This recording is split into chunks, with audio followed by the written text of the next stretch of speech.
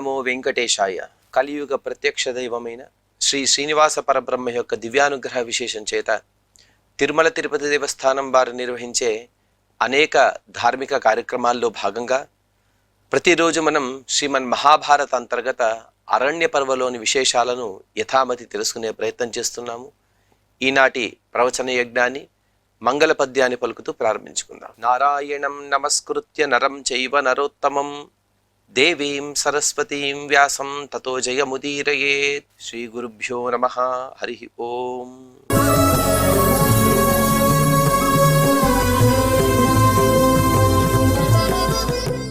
మార్కండేయ మహర్షి గారు కామ్యకవనంలో ధర్మరాజ ప్రభువులకు అనేక ఉపదేశాలను చెబుతూ అందులో భాగంగా చిరంజీవుల యొక్క అనగా చిరంజీవులు వారు ఎలా ఉంటారు, వారికి కలిగేటువంటి సుఖాలేమి దుఃఖాలేవి అనే విషయాలను దేవేంద్రుని యొక్క సంవాద రూపంగా అనేక విషయాన్ని చెబుతూ తర్వాత నాహుష చరిత్రాన్ని కూడా మనకు తెలుపుతూ ఉన్నారు. నహుషుని కుమారుడైనటువంటి యయాతి, ఆ యయాతి యొక్క ధర్మ నిబద్ధతను ఈ కథ ద్వారా మనకు తెలుపుతున్నారు. అది కూడా కొంత గద్య భాగంలోను కొంత పద్య భాగంలోనూ ఉంటుంది. మార్కండేయువాచ ఇదమన్యచ్ఛ్రూయతాం యయాతిర్నాహుషో రాజా రాజ్యస్థః పౌరజనావృతః ఆసాంచక్రే గురువర్తి బ్రాహ్మణ ఉపేత్యాబ్రవీత్. ఓ ధర్మరాజా, ఇంకా ధర్మబద్ధులైనటువంటి అనేక క్షత్రుల యొక్క కథలను చెబుతాను వినుమని మహర్షి గారు, మార్కండేయ మహర్షి గారు చెబుతూ, ఒక క్షత్రియుడు అతని మాహాత్మ్యాన్ని చెబుతాను. అతని ఎవరో కాదు, నహుషుని కుమారుడైన యయాతి చక్రవర్తి. ఆ యయాతి చక్రవర్తి నిండు సభలో పౌరజనులందరూ కూడా చుట్టుముట్టి కూర్చుని ఉండగా అందరూ కూడా ఎన్నో విషయాలు చర్చించే సందర్భంలో ఒక బ్రాహ్మణుడు వచ్చాడు. అతను ఒక విద్యార్థి. గురువర్తి బ్రాహ్మణ ఉపేత్యాబ్రవీ. గురువుకు దక్షిణగా ఇవ్వవలసిన అవసరం వచ్చింది కాబట్టి అతను రాజు దగ్గరికి వచ్చి అర్థిస్తూ ఉన్నాడు. పూర్వకాలంలో గురుకులాలన్నీ కూడా వనాల్లో ఉండేవి, అడవులలో. ఊరికి అనగా జనపదాలకు దూరంగా ఎటువంటి బయటి ప్రపంచం యొక్క సంబంధం లేకుండా పెద్ద పెద్ద గురుకులాలు నిర్మించుకుని ఆ వనాల్లోనే వారందరూ కూడా జీవిస్తూ ఉండేవారు. ఆ వనాల యొక్క పోషణ జరగాలంటే వాటికి సంపదలు కావాలి కదా. ఆ సంపదలు ఎలా రావాలంటే అక్కడ విద్యను ముగించుకున్నటువంటి విద్యార్థులు అందరూ కూడా వారి శక్తినుసారంగా గురుదక్షిణగా కొంత ఇవ్వడం. తద్వారా మాత్రమే, అనగా గురువు గారు ఎటువంటి వ్యాపారాలు చేయక, గురువు గారు ఎటువంటి కార్యక్రమాలు చేయక, ఎటువంటి లాభాపేక్ష లేకుండా పూర్వకాలంలో అన్ని గురుకులాలు కూడా నిర్వహింపబడేవి. అందుకోసం ఆ గురుకులం జరగాలంటే గురుదక్షిణగా ఇవ్వవలసి ఉంటుంది. కాబట్టి ఆ విద్యార్థి వచ్చి, అనగా తన విద్యను పూర్తిగా చేసుకున్న పండితుడు వచ్చి యయాతి చక్రవర్తిని తను అడుగుతూ ఉన్నాడు. భోరాజన్ గురువర్థం భిక్షేయం సమయాదితి. ఓ యయాతి చక్రవర్తి, నేను గురుదక్షిణగా నా గురువు గారికి కొన్ని పదార్థాలు ఇవ్వవలసి ఉంటుంది.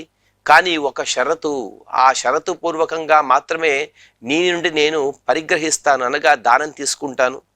రాజోవాచ బ్రవీతు భగవన్ సమయమితి.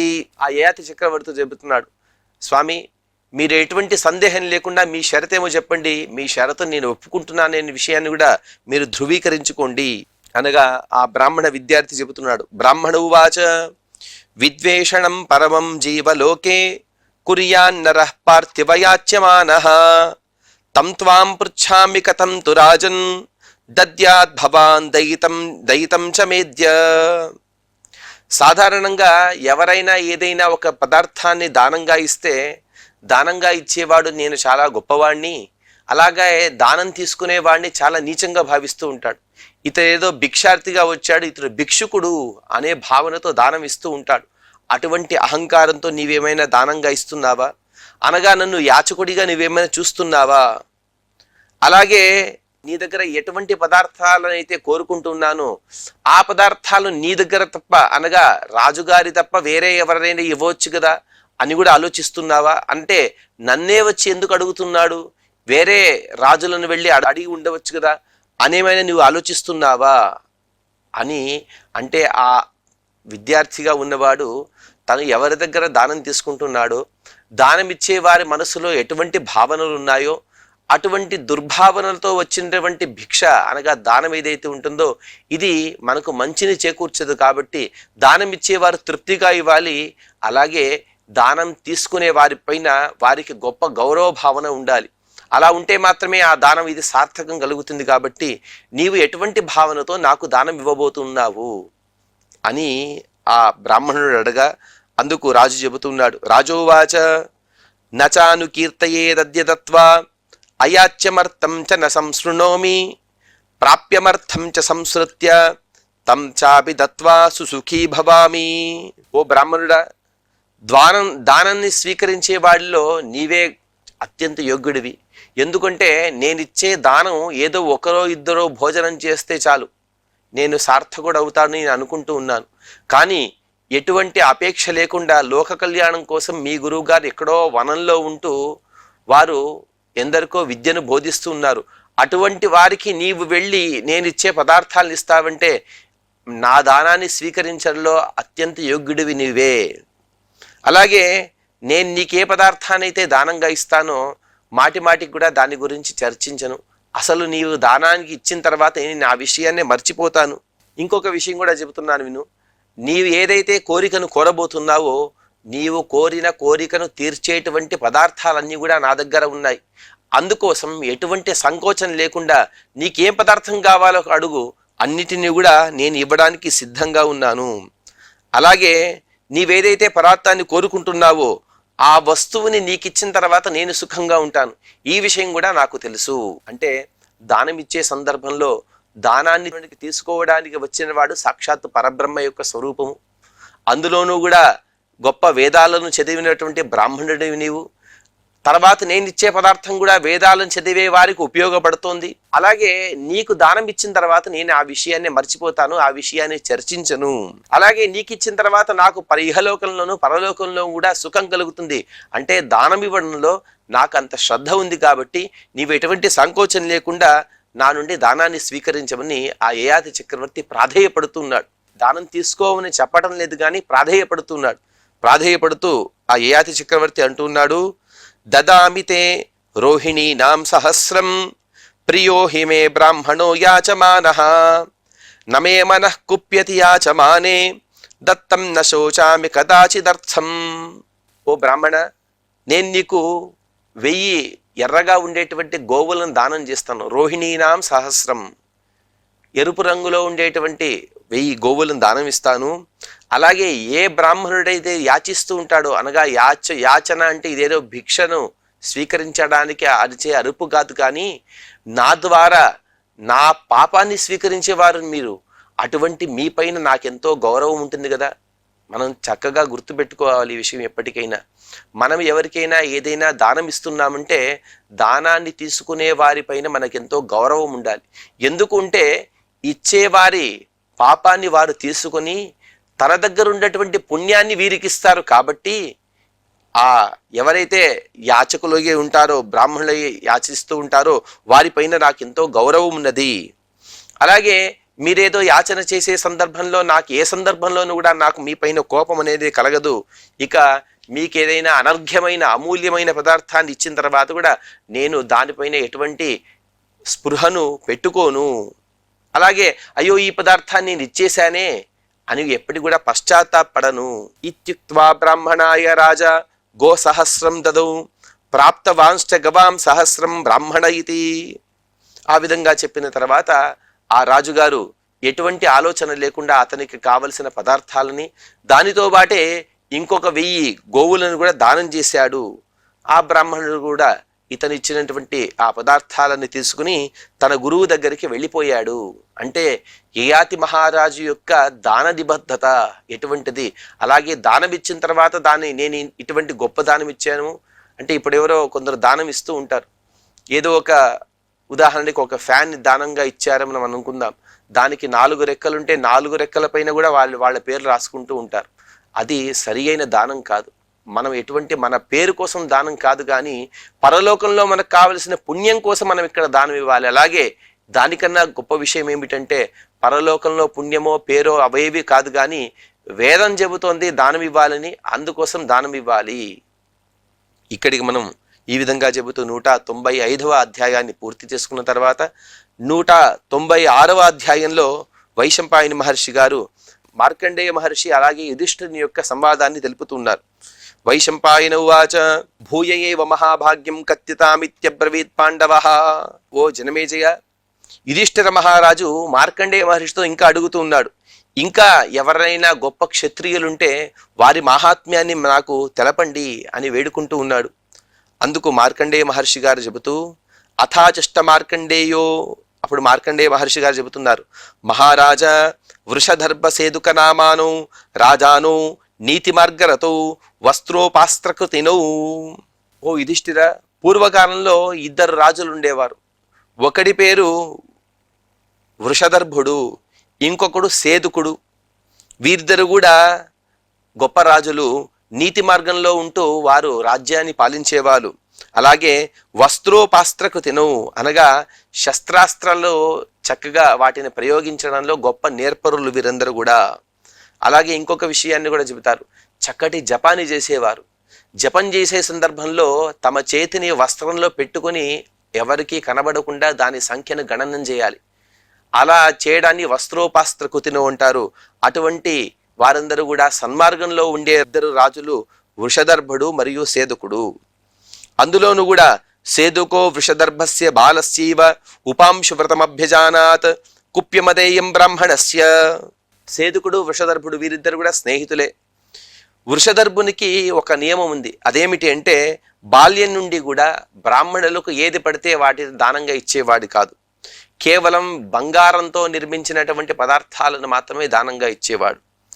అందుకోసమే దాన్ని చెబుతారు కుప్యం అదేయం. కుప్యము అంటే సువర్ణేతర ధనము, బంగారం తప్ప మిగతా అన్ని సంపదలను కుప్యం ఉంటారు. ఈ కుప్యాన్ని అదేయంగా భావించేవాడు ఎప్పుడు కూడా. అనగా బంగారం తప్ప వేరే పదార్థాలను దానంగా ఇవ్వకూడదు అని ఒక వ్రతాన్ని పెట్టుకున్నవాడు. అంటే వాటిపైన చులకన భావన కాదు, కానీ అన్నిటికన్నా అనర్ఘ్యమైనవి బంగారం. అటువంటి అనర్ఘమైన పదార్థాలను మాత్రమే దానంగా ఇస్తాను అని ఒక నియమం పెట్టుకుంటూ ఆ బంగారాన్ని విరివిగా దానం చేసేవాడు. అటువంటి గొప్ప నియమాన్ని పాలించేవాడు. ఈ విషయం సేదకుని కూడా తెలుసు. పరస్పరంగా వారిద్దరు స్నేహితులే కాబట్టి వారిద్దరు కూడా పరస్పరంగా ఒకరి యొక్క వర్తనను ప్రవర్తన వారిద్దరు కూడా తెలుసుకుని ఉన్నారు. అతతం సేదుకం బ్రాహ్మణ కశ్చిత్ వేదాధ్యయన సంపన్న ఆశిషం దత్వా గురువర్ధీ వీక్షితవాన్. ఒకసారి వేదాధ్యయనాన్ని సంపూర్ణం చేసుకున్నటువంటి ఒక బ్రాహ్మణుడు సేదకుని దగ్గరికి వచ్చాడు. సేదకుని దగ్గరికి వచ్చి అతన్ని ఆశీర్వదించాడు. గురుదక్షిణ కోసం నాకు ఏదైనా పదార్థాలు ఇవ్వమని తను సేదకుడిని అడిగాడు. ఏం కావాలి నీకు అంటే, అశ్వసహస్రం మే భవాన్ దదాత్వితి తం సేదుకో బ్రాహ్మణమబ్రవీత్ నాస్తి సంభవో గురువర్తం దాతుమితి. నీకేం దానం కావాలి అని సేదకుడు అడిగాడు. ఆ వచ్చిన బ్రాహ్మణుడు అడిగాడు, నాకు 1000 గుర్రాలు కావాలి, మంచి మేలుజాతి గుర్రాలు 1000 కావాలి, వాటిని తీసుకుని నేను మా గురువు గారికి ఇస్తాను అని చెప్పిన తర్వాత అందుకు సేదకుడు చెప్పాడు, అది నేను అన్ని గుర్రాలను దానం ఇవ్వలేను, అంత సామర్థ్యం నాకు లేదు అని చెప్పాడు. సత్వం గచ్చ వృషదర్భశకాశం రాజా పరమధర్మజ్ఞో బ్రాహ్మణ త్వం తం భిక్షస్వ సతే దాస్యతి తస్యై తదుపాంశు వ్రతమితి. సేదకుడు చెప్పాడు, లేదు, నీ విధంగా వృషదర్భుని దగ్గరికి వెళ్ళు. వృషదర్భుడు కూడా పరమ ధర్మిష్ఠుడు. అతను నీకు కావలసినటువంటి పదార్థాలను ఇస్తాడు. అందుకోసం అతని దగ్గర వెళ్ళి పంపించాడు. అథ బ్రాహ్మణో వృషదర్భసకాశం గత్వా అశ్వసహస్రమయాచత. ఇక సేదకుడు చెప్పిన విధంగానే ఆ బ్రాహ్మణుడు కూడా వృషదర్భుని దగ్గరికి వెళ్ళి అతనిని ఈ విధంగా నాకు గురుదక్షిణగా 1000 గుర్రాలు ఇవ్వవలసి ఉన్నది కాబట్టి ఆ 1000 గుర్రాలు ఇవ్వమని అడిగాడు. ఆ రాజు మాత్రం సరాజా తం కషీనాతాడయత్. ఆ రాజు దానం ఇవ్వలేదు, ఇంకా దానం ఇవ్వకుండా కొరడాలతో దెబ్బలు కొట్టించాడట. అతని వీపు వాచేట్టుగా బాగా కొరడా దెబ్బలు కొట్టించాడు. బ్రాహ్మణు వాచ, బ్రాహ్మణుడు అడుగుతున్నాడు, తం బ్రాహ్మణో బ్రవీత్ కిం హింసి అనాగసం మామితి. అయా అనాగసం అనగా ఎటువంటి తప్పు చేయని నన్ను ఎందుకయ్యా శిక్షిస్తున్నావు? నేనేం తప్పు చేశాను? అసలు నేను దానంగా అడిగిన వస్తువు నీ దగ్గర ఉంటే ఇస్తానని చెప్పు, లేకపోతే లేదని చెప్పు. అంతేగాని అలా ఇవ్వకుండా నన్ను హింసించడంలో నీ పరమార్థం ఏంటి, నీ ఉద్దేశం ఏమిటి అని అడిగాడు. ఏ మోక్త్వా తం శపంతం రాజాః విప్ర కిం యోన దదాతి తుభ్యం ఉతాహోస్విద్ బ్రహ్మణ్యమేతత్. అదేంటయ్యా, నేను ఏ పదార్థాలను దానంగా ఇస్తానో తెలుసా తెలియదా? తెలిసి రావాలి కానీ తెలియకుండా ఎందుకు వస్తావు అంటే వృషధర్భుడు చెబుతున్నాడు, బ్రాహ్మణేతరమైన బంగారం తప్ప మిగతా పదార్థాలు నేను దానం ఇవ్వనని తెలిసి కూడా నా దగ్గరికి వచ్చి అటువంటి పదార్థాలు అనగా బంగారం తప్ప మిగతా పదార్థాన్ని దానంగా అడుగుతున్నావంటే నన్ను నువ్వు ఓ విధంగా హింసించడానికి వస్తున్నావేమో అనుకుని నేను నిన్ను ఈ విధంగా శిక్షించాను.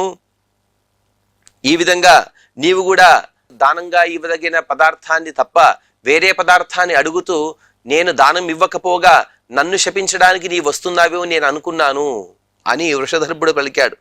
అందుకు బ్రాహ్మణుడు చెప్పాడు, బ్రాహ్మణువాచ రాజాధిరాజ తవ సమీపం సేతుకేన ప్రేషితో భిక్షితుమాగతః తేనానుశిష్టేన మయాత్వం భిక్షితోసి. ఓ రాజా, అసలు నీ గురించి నాకు పెద్దగా తెలియదు. నేను ఈ విధంగా సేదకుడి దగ్గరికి వెళ్ళాను, నీ స్నేహితుడు, అతను కూడా ధర్మిష్ఠుడే, కానీ అతని దగ్గర సంపదలు లేవు, అతను పంపించాడు కాబట్టి నీ దగ్గరికి వచ్చాను. నీవు ఈ విధంగా బంగారం తప్ప మిగతా ఏ పదార్థాన్ని కూడా దానంగా ఇవ్వవనే విషయం నాకు తెలియదు. ఇప్పుడు నీవు చెబితే కానీ నాకు తెలిసింది. అందుకోసం ఈ విషయంలో నాది ఎటువంటి కూడా తప్పు లేదు అని ఆ బ్రాహ్మణుడు పలికాడు. అందుకు వృషధర్భుడు చెబుతూ రాజోవాచ పూర్వాన్ నేతే దాస్యామి యో మేద్య బలిరాగమిష్యతి యో హన్యతే కషయా కథం మోఘం క్షేపణం తస్య స్యాత్. అయ్యో బ్రాహ్మణోత్తమ, ఎంత పని జరిగింది, అసలు నీకు విషయం తెలుసు, కావాలనే నా ద్వారా దానం దక్కలేదు అని నా పైన అపప్రచారం కలిగించడం కోసమే నీ వచ్చావని నేను అనుకుని నిన్ను శిక్షించాను, నన్ను క్షమించమని కాళ్ళవేళ్లపడి అతను వేడుకుని చెబుతూ ఉన్నాడు, ఇంతవరకు కూడా నా ఖజానాలో ఉండేటువంటి అన్నిటిని కూడా దానంగా ఇచ్చేశాను. ఇక దానంగా ఇవ్వడానికి నా దగ్గర ఏమీ లేదు, కానీ పన్ను రూపంలో రేపు మధ్యాహ్నానికి నా దగ్గర ఎంతో విలువైనటువంటి వస్తువులు రాబోతూ ఉన్నాయి. కాబట్టి రేపు మధ్యాహ్నం వరకు కూడా తమరు దయచేసి నా పైన అనుగ్రహిస్తూ నిరీక్షించగలరు. అంత మాత్రం కాదు, మిమ్మల్ని ఇంత కొరడాలతో కొట్టేశాను కదా, కొట్టిన తర్వాత కూడా మీకు దానం ఇవ్వకపోతే నా పాప రాశి ఇంకా పెరిగిపోతుంది, కాబట్టి దయచేసి నాపై అనుగ్రహించండి అని అతన్ని వేడుకున్నాడట. వేడుకున్న తర్వాత ఆ బ్రాహ్మణుడు కూడా ప్రతీక్ష చేస్తూ ఒక రోజు వరకు కూడా అతని ఆస్థానంలోనే నివసించాడు. ఇత్యుక్త్వా బ్రాహ్మణాయ దైవసికాముత్పత్తిం ప్రాదాత్ అధికస్య అశ్వసహస్రస్య మూల్యమేవాదాది. ఒకరోజు వేచిన తర్వాత మరుసటి రోజు ఎంతైతే పన్ను రూపంలో రాజు దగ్గరికి ధనం వచ్చిందో ఆ మొత్తం ధనాన్ని కూడా ఎటువంటి లెక్కించకుండా మొత్తాన్ని కూడా ఈ బ్రాహ్మణుడికి వృషధర్భుడు దానంగా ఇచ్చేశాడు. అది ఎంత ఉంది అంటే 1000 అశ్వాలను కొనుగోలు చేయడానికి ఎంతైతే ధనం కావాలో దానికి కొన్ని రెట్లు ఎక్కువగా ఉన్నది. కానీ తను అపరాధం చేశాడు. అపరాధం చేసినటువంటి బ్రాహ్మణుని యొక్క మనస్సు ఎప్పుడు కూడా నొప్పించకూడదు, కాబట్టి అతను ప్రసన్నతతో వెళ్ళాలి, కాబట్టి అతనికి అలా శరణాగతుడవుతూ ఆ మొత్తాన్ని కూడా దానంగా ఇస్తే ఆ బ్రాహ్మణుడు వాటిని తీసుకుని అక్కడి నుండి వెళ్ళిపోయాడు. అంటే ఈ వృత్తాంతంలో చెప్పిన విషయం ఏమిటంటే, పైన చూడడానికి సేదకుడు కావాలనే వృషధర్భుని దగ్గరికి తను పంపించి బ్రాహ్మణుడిని కొట్టించినట్టుగా అనిపిస్తూ ఉంది. కానీ ఆ బ్రాహ్మణుని యొక్క నియమానికి అనుగుణంగా వృషధర్భుడు కూడా తన నియమాన్ని కూడా పక్కన పెట్టి అతనికి కావలసినటువంటి వస్తువులను ఇవ్వడానికి ముందుకు వెళ్ళాడు. అనగా తన నియమం గొప్పది కానీ వేద ధర్మం అనేది ఎప్పటికి కూడా అలా నిలిచిపోవాలి, కాబట్టి తన ధర్మాన్ని పక్కన పెట్టి అతనికి కావలసినటువంటి వస్తువుని తను ఇవ్వబోయాడు అనే వృత్తాంతాన్ని ఇక్కడ చెబుతున్నారు. తదుపరి ఇక్కడికి 196వ అధ్యాయాన్ని పూర్తి చేసుకున్న తర్వాత 197వ అధ్యాయంలో శిబి చక్రవర్తి యొక్క చరిత్రను చెబుతూ ఉన్నారు.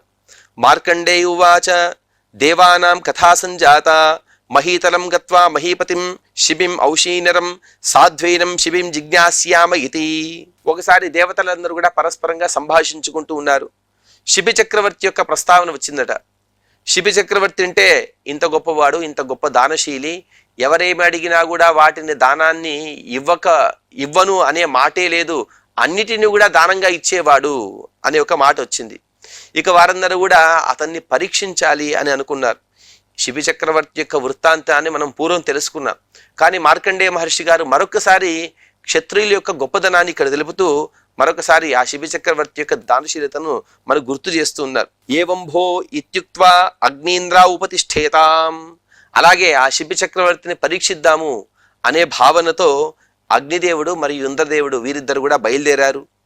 అగ్ని కపోత రూపేణ తమభ్యదావత్ ఆమిషార్థం ఇంద్రశ్చేన రూపేణ. అగ్ని ఒక పావురం రూపంలో వెళితే ఇంద్రుడు శేన అనగా గృద్రపక్షి యొక్క రూపంతో అతన్ని వెంటాడుతూ ఆ కపోతాన్ని తినాలనే ఆతురతో అతను వెంట వెళుతూ ఉన్నాడు. అథ కపోతో రాజ్ఞః వ్యాసనాసీనస్య ఉత్సంగమ్య పతత. ఆ కపోతం అనగా పావురం కూడా దివ్యమైనటువంటి సింహాసనం పైన ఆసీనుడైన ఆ ఉషీనరుడు కుమారుడైనటువంటి శిబిచక్రవర్తి యొక్క తొడలపైన కూర్చున్నది, పడ్డది. అథ పురోహితో రాజానమబ్రవీత్ ప్రాణరక్షార్థం శేనాద్భీత భవంతం ప్రాణార్థీ ప్రపద్యతే. అక్కడే ఉన్నటువంటి పురోహితుడు గట్టిగా అరుస్తున్నాడు, ఓ రాజా, ఈ పావురం చూడండి, దాని వెనక వచ్చేటువంటి గృద్రపక్షి అనగా గద్ద, ఆ గద్ద వల్ల భయపడి ప్రాణభయంతో తన ప్రాణాలను దక్కించుకోవాలనే ఆశతో మీపై వాలినది, మిమ్మల్ని ఆశ్రయించింది, అందుకోసం మీరు దాన్ని రక్షించండి అని కోరాడు. పూర్వకాలంలో రాజుల యొక్క ఆస్థానం ఎలా ఉండేది అనే విషయాన్ని మనం ఈ వృత్తాంతం ద్వారా తెలుసుకోవచ్చు. సభలన్నీ కూడా ఇన్ని యోజనాలు పెద్దవి, అన్ని యోజనాలు పెద్దవి. అదంతా ఎందుకు అంటే అన్ని ప్రాణులకు కూడా అక్కడ న్యాయం జరిగేది. కేవలం మనుష్యులకు మాత్రమే కాదు, ప్రాణులు కూడా ప్రవేశించి అందులో తమకు వచ్చినటువంటి కష్టాలు విన్నవించుకోవడానికి ఒక గొప్ప అనుకూలతను ఆనాటి రాజులు ఏర్పాట్లు చేశారు. వసుదతాతు అంతవాన్ పార్థివోస్య నిష్కృతిం కుర్యాత్ ఘోరం కపోతస్య నిపాతమాహు. కానీ ఆ పురోహితుడు చెబుతున్నాడు, కానీ మహారాజా, పావురం వచ్చి వాలడం అనేది కాస్త అరిష్ట సూచకంగా మాకు అనిపిస్తూ ఉంది. అదంతా కూడా పెద్దలు అలాగే చెబుతూ ఉంటారు.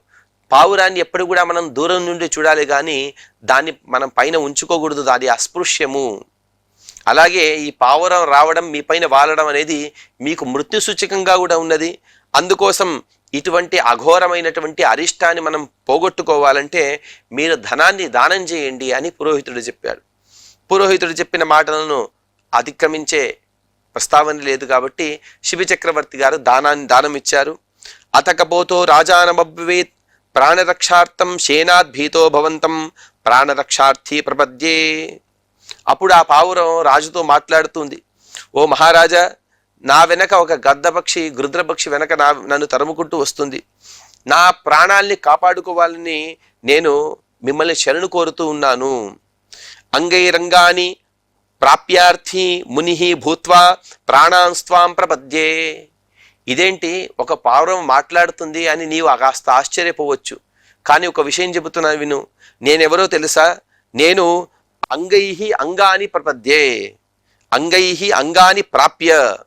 నేను ఒక మునిని, కానీ నా తపస్సామర్థ్యం చేత ఒక కపోతం అనగా పావురం యొక్క శరీరాన్ని పొందాను. పావురం యొక్క శరీరాన్ని ప్రవేశించి నే విధంగా సంచరించే సందర్భంలో ఆ గృద్రపక్షి నా వెనుక వస్తుంది, నన్ను రక్షించమని వేడుకున్నది. నీవు రాజువు గనక నీ రాజ్యంలో ఉండేటువంటి మనుషులు అలాగే పశువులు పక్షులు వీటిని రక్షించే బాధ్యత నీదే కాబట్టి నన్ను రక్షించు.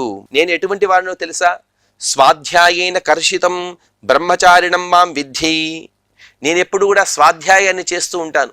ఆ స్వాధ్యాయం చేస్తూ చేస్తూ చేస్తూ నా శరీరం అంతా కూడా కృషించిపోయింది. తపసా దమేన యుక్తం ఆచార్యస్య అప్రతికూల భాషణం. నేను గొప్ప తపస్సంపన్నుడిని, ఇంద్రియ నిగ్రహం కలిగిన వాడిని, అలాగే ఆచార్యస్య అప్రతికూల భాషణం, ఇది అన్నిటికన్నా చాలా గొప్పదైనటువంటి గుణం. ఎప్పుడు కూడా నాకు పాఠం చెప్పే గురువు గారు ఎవరైతే ఉన్నారో వారికి విరుద్ధమైనటువంటి ఏ మాటలను కూడా ఎప్పుడూ నేను మాట్లాడలేదు. ఏవం యుక్తం అపాపం మాం విద్ధి. ఆ విధంగా నేను ఎటువంటి పాపం చేయని వాడిని నన్ను రక్షించమని ఆ కపోతం అనగా పావురం వేడుకుంటుంది. ఆ పావురం తన గురించి ఇంకా కొన్ని మాటలను చెబుతూ ఉన్నది. ఆ మాటలు ఏమిటనే విషయాన్ని మనం తదుపరి ప్రవచనంలో తెలుసుకునే ప్రయత్నం చేద్దాం. ఈనాటి ప్రవచనం యొక్క ఫలితాన్ని శ్రీ వెంకటేశ్వర స్వామి వారి పాద పద్మముల యందు సమర్పణ చేస్తూ క్షమాప్రార్థన మరియు మంగళ పద్యాన్ని పలుకుదాం. యదక్షర పదభ్రష్టం మాత్రాహీనం చ యద్భవేత్ తత్సర్వం క్షమ్యతాం దేవ నారాయణ నమోస్తుతే. శ్రియః కాంతాయ కళ్యాణ నిధయే నిధయేర్థినాం శ్రీవేంకట నివాసాయ శ్రీనివాసాయ మంగళం.